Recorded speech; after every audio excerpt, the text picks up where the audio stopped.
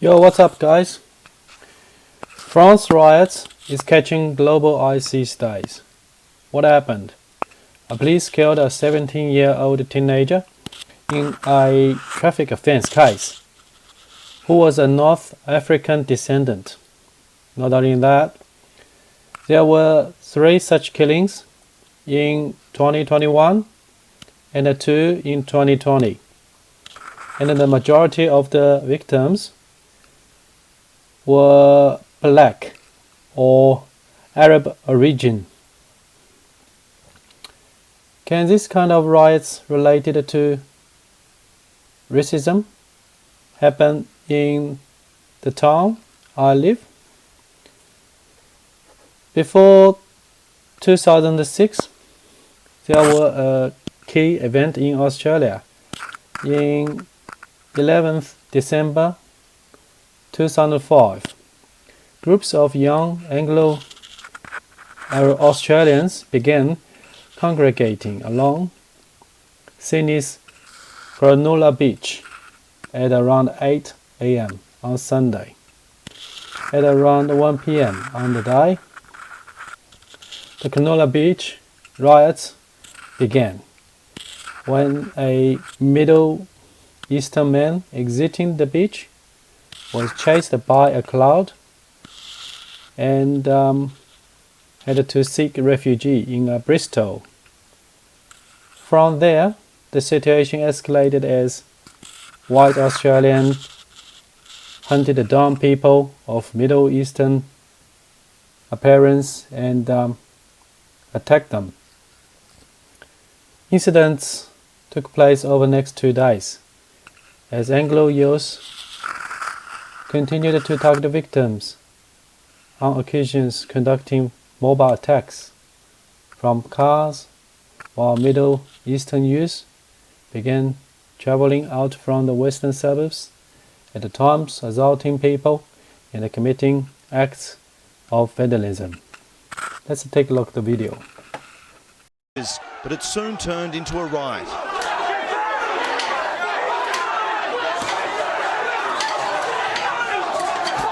Dozens of police officers used batons and capsicum spray to control an angry mob that had gathered at Cronulla railway station. Hordes of angry youths had been tearing around Cronulla all day looking for a fight.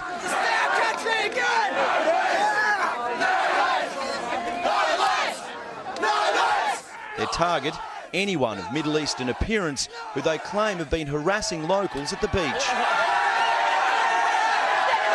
Young women caught up in the violence, along with an ambulance. It was pelted with beer bottles for carrying Lebanese victims to hospital.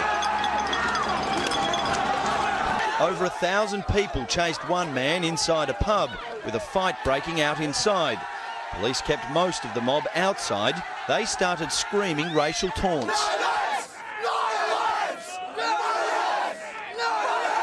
Even the national anthem became a war cry. These wild scenes were sparked by an incident last Sunday when local lifeguards were bashed by men of Middle Eastern appearance. Text messages went out through the week urging locals to turn out for what they called Leb and Wog Bashing Day. This is what our grandfathers fought for, to protect this so we can enjoy it. And we don't need these Lebanese or whoever to take it away from us. Much of the violence here today was fueled by alcohol, and after 2 nearby bottle shops were closed around 5 p.m, most of the crowd began to disperse. But those that stayed wanted trouble, with more arrests into the night. Put him on the ground and we'll handcuff him. Stop it, guys. Police had to use paddy wagons to ferry anyone who looked Lebanese out of the area. That I'm ashamed. I'm ashamed as a man. I'm ashamed as the Commissioner of Police at the conduct that I have witnessed on behalf of some people here today. Innocent people have been bashed as a result of this simmering racial hatred. And this is something that does not belong in Australia. Many Cronulla residents also appalled by the day of violence. I'm a 7th generation Australian, and today I've never been more ashamed to be Australian in my life.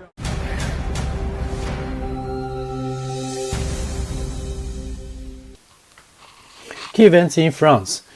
In 2017, Muslims had been praying in a Paris suburb called Clichy-le-Grand streets for months to protest the closure of a prayer room.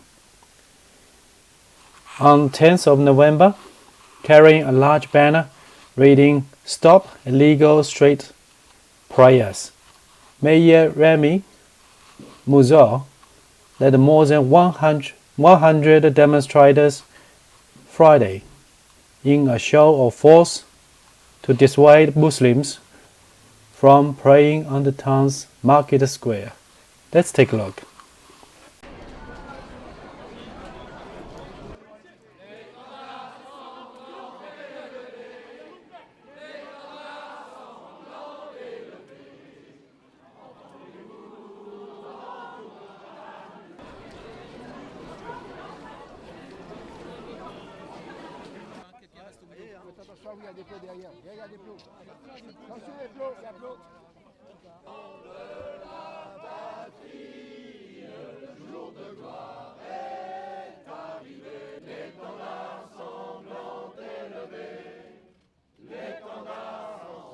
Aujourd'hui, je suis désolé, le ministre de l'Intérieur ne fait pas son travail. Et moi, aujourd'hui, je dois assurer la tranquillité et la liberté des gens dans ma ville, et je le ferai. Et je remercie mes élus, tous les élus, je remercie tous les maires, tous les parlementaires qui sont là aujourd'hui et qui viennent de manière solidaire et motivée en se disant que ça peut arriver partout, il ne faut pas laisser faire ça dans notre... So, similarities between France and Australia when it comes to the minority people. Percentage of population. So total Muslim population in Australia is 3.2%. Total Muslim population in France is 4%. Unemployment. As of 2007, average wages of Muslims were much lower than those of national average, with just 5% of Muslims earning more than $1,000 per week compared to the average of 11%. Unemployment rates among Muslims born overseas were higher than Muslims born in Australia. Muslims were represented in jails in New South Wales at 9% to 10% of the prison population, compared to less than 3% within the New South Wales population. France. In October 2020, the unemployment among Muslims was far higher at 14% than the population at large, which was 8%. Difference. If we still go back and talking about the 2005 riots in Sydney, it was at that time the Yema government convened an emergency sitting of New South Wales Parliament in order to pass enhanced emergency public disorder laws, designed to provide the police with enhanced power to deal with situations such as the riots. The Law Enforcement Legislation Amendment Public Safety Act 2005 in South Wales was passed on 15th December, referred to as LEPRA. LEPRA states that once emergency power was invoked in a target area or road, officers can set up roadblocks at its entrances. And within the lockdown area, officers can stop and search any person or vehicle without the usually required reasonable suspicion of wrongdoing. In 2018, a YouTube's video went viral. Let's have a look. So I'm headed to an area called Lakemba in Sydney, Australia, and it's supposed to be a very high Muslim population area, kind of like Markslow or Molenbeek in Europe.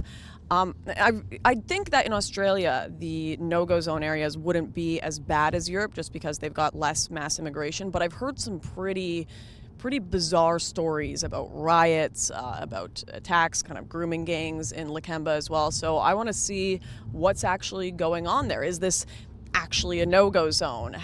Or is it integrating perfectly? The only way I get to know these things is if I go on the ground and check it out. So let's see what we find out in Lakemba. As soon as we arrived in Lakemba, things were tense. There were heads turning, people coming out of shops to look at us and find out what we were doing. Men started yelling in Arabic across the street at us. I hadn't even been in Lakemba 10 minutes before someone had tipped off the media, and they came running to combat me and tell me this was a perfectly safe area and I had nothing and no reason to be there. Almost immediately, the media's story was proven to be wrong. As we went to go for a walk to the local mosque, a very high-ranked police officer came up to me and begged with me, do not go there. Southern, is it? Speaking. Inspector Rick Ages from Campsie Police. Yep. I've been informed that you're intending to attending the Lakemba Mosque, is that correct? I actually have no intentions of attending. I was just planning on walking through the streets and seeing how the culture was here. Yes? Yep. Are you satisfied with that? Yep. So where do you intend on walking to now? I was just going to walk out and check how the mosque was. Check where the mosque was? Yep.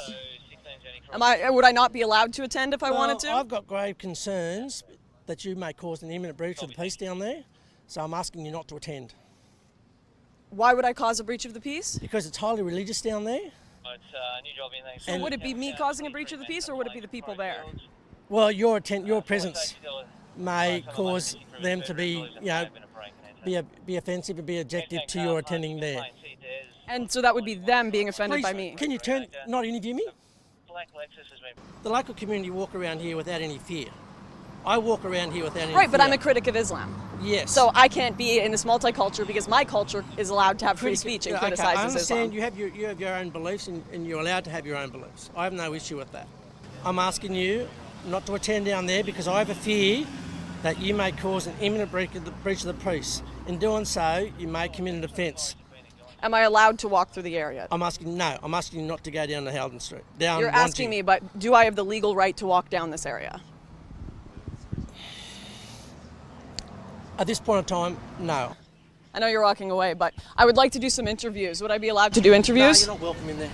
No, I'm not. No, just to do interviews on the street. Am I allowed to? No. Why not? Because I'm asking you not to. Would I be allowed? Okay, no cameras, nothing. Would I be allowed to talk to people and criticize Islam? No. Why? Because I'm telling you, no, you're committing an offence. Why do you need to do it here? Because this is a highly Islamic area. What questions do you intend asking? Could I not talk to people and criticize Islam? Question? Why do you want to? Why do you want to criticise Islam? Like I said, if you're inside, I have fear that you're going to cause a breach of the peace. No, you have fear people will be offended by me. No, yeah. Yes, thank you. And you're committing a breach of the peace. I've given you that warning. And if you do that, you may be breaking the law. Do you understand that? Yep, I understand it. I perfectly understand. As far as I'm concerned, you have Sharia law here. As far as I'm concerned. Yeah, we'll go to jail if we talk to people. Mm-hmm. As far as I'm concerned, they have Sharia law here. I was told if I talk to people, even if I put all my cameras away, I can't criticize Islam to people here on a public street in Australia, in Sydney. Don't tell me you don't have no-go zones. Don't tell me this is a multicultural country. Lakemba is a monoculture, and it is one that does not allow critique of Islam. It is one that does not allow free speech because it is conquered land. If we put the free speech topics aside now and view this from another perspective, clearly, everyone in Australia knows the cultural collision exists, together with a multicultural harmony.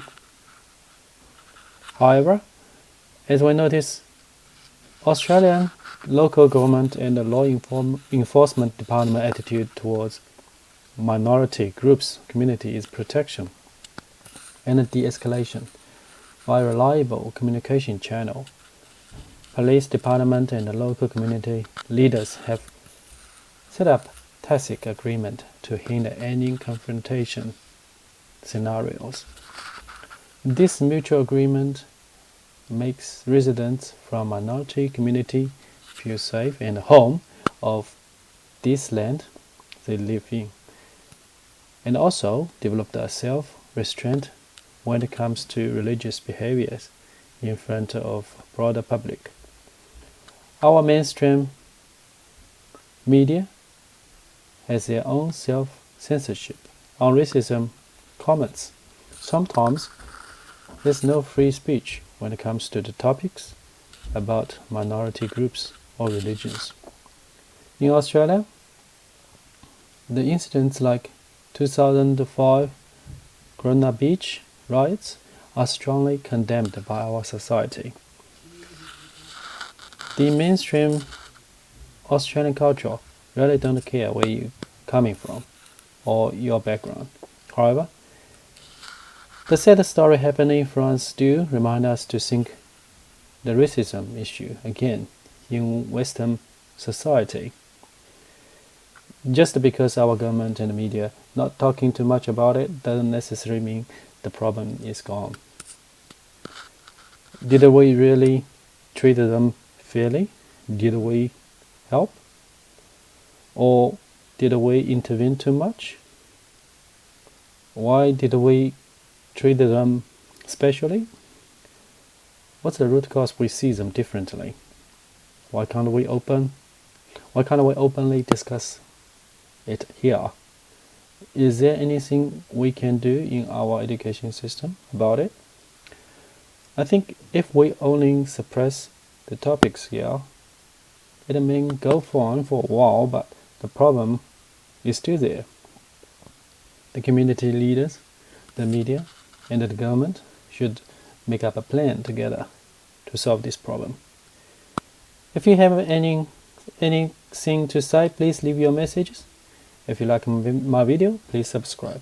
Thank you. Bye.